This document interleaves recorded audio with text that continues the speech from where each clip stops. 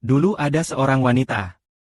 Ah, dia mendengar tentang Tuhan Yesus Kristus. Tapi wanita itu bukan orang Yahudi. Dia adalah orang non-Yahudi. Dia berasal dari Kanaan.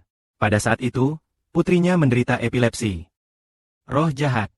Kemudian, hal itu menyebabkan epilepsi padanya. Roh jahat sering membuat putri wanita Kanaan jatuh ke air. Dan berkali-kali pula jatuh ke dalam lubang api. Pada saat itu, wanita itu datang menemui Tuhan. Ia berkata kepada Tuhan, "Tuhan, keturunan Daud, kasihanilah aku. Putriku tersiksa parah oleh roh jahat." Tuhan Yesus tidak menjawab apapun.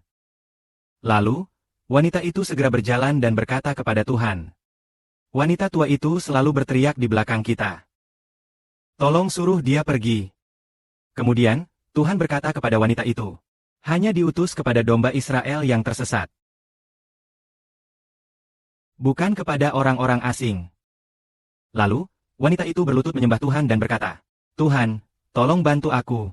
Tuhan berkata bahwa melempar remah roti anak-anak kepada anjing itu tidak tepat.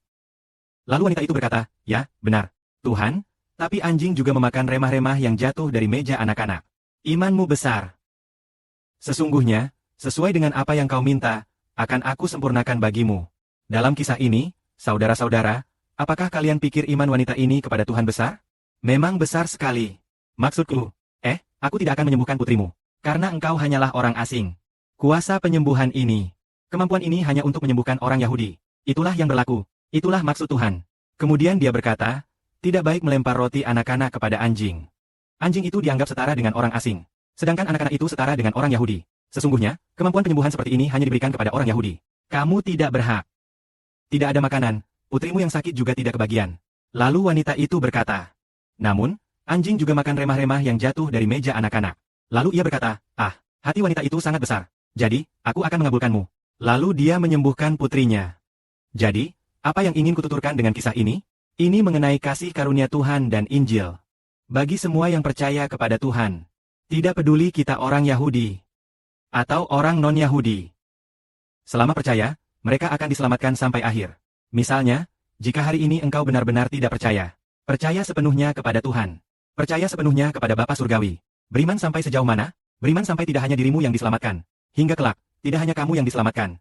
Hingga pada akhirnya engkau bahkan menjadi penyelamat itu sendiri. Itulah iman yang sempurna. Seharusnya, dengan beriman sepenuhnya, hanya dirimu yang akan diselamatkan. Tak disangka, setelah iman itu sempurna, dia bahkan menjadi orang yang memperoleh hidup kekal di bumi. Juru selamat. Jadi, kita katakan bahwa semua orang yang percaya kepada Tuhan akan pasti diselamatkan. Itulah alasannya.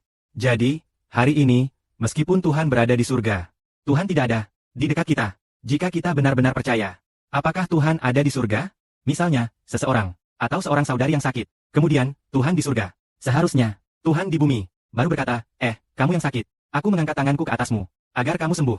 Atau aku berkata kepadamu, penyakitmu sudah sembuh. Maka ia akan sembuh. Maka Tuhan di surga. Apakah kekuatannya mampu turun ke tanah? Bisa kita percaya pada kekuatannya dari luar alam semesta? Lalu turun ke bumi. Lalu, apakah kita punya kemampuan untuk menyembuhkan? Kita tanya satu saudari di sebelah. Saudari yang menikah. Kalau kamu sekarang hidup di abad pertama pada zaman Yesus Kristus.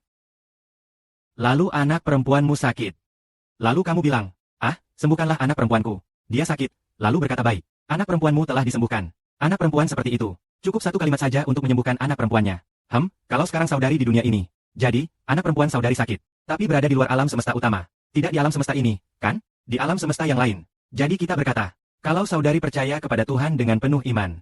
Apakah kekuatan yang dipercaya berada di luar alam semesta? Mampu menembus alam semesta ini. Sampai di bumi untuk menyembuhkan putri saudarinya? Iya, bisa kok. Bisa, benar. Kalau ada iman bisa. Kuasa dan kekuatan Tuhan. Meskipun sekarang pasti di luar alam semesta. Apakah kekuatannya bisa sampai ke bumi melalui alam semesta? Bisa menyembuhkan kami. Saudari bilang bisa. Tampaknya iman saudari lebih besar daripada iman wanita asing itu. Saya sering berdoa untuk anak perempuan saya. Sembuh segera. Itu benar-benar memiliki iman yang besar. Iman. Amin. Jadi kita mengerti sekarang. Ternyata Tuhan yang di luar alam semesta. Kekuasaannya juga berlaku. Menembus alam semesta dan masuk ke bumi untuk menyembuhkan penyakit anak perempuan saudari. Ini membuktikan bahwa Tuhan adalah pencipta alam semesta. Jadi kita percaya kepada Tuhan. Apakah Tuhan ada di dekat kita atau tidak? Di luar alam semesta. Kita hanya perlu percaya. Kuasa dan kemampuannya tetap sampai pada kita. Dan menyembuhkan kita. Bahkan kuasa dan kekuasaannya sampai di sini. Kita diampuni dosa kita. Amin.